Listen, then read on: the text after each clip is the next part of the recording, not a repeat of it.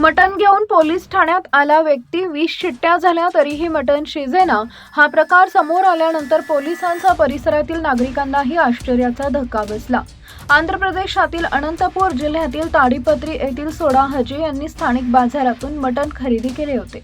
घरी आल्यानंतर त्यांनी मटण स्वच्छ करून स्वयंपाकासाठी तयार केले आणि ते प्रेशर कुकरमध्ये शिजवण्यासाठी ठेवले।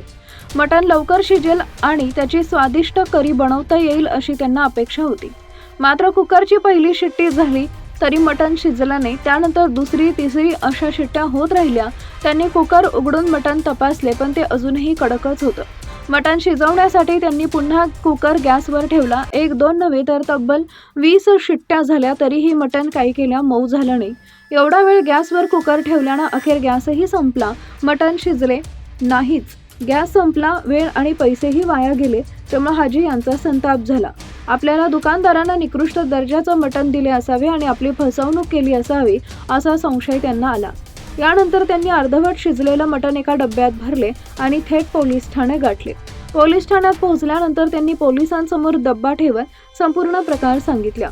साहेब, 20 शिट्ट्या झाल्या तरी हे मटण शिजत नाही। माझा गॅस, वेळ आणि पैसे सगळं वाया गेलं अशी तक्रार त्यांनी केली। दुकानदारावर कारवाई करण्याची मागणीही त्यांनी केली। चक्क मटण शिजत नसल्याची तक्रार घेऊन एक व्यक्ती पोलीस ठाण्यात आल्यानं पोलिसांनाही हा प्रकार काहीसा अनोखा वाटला।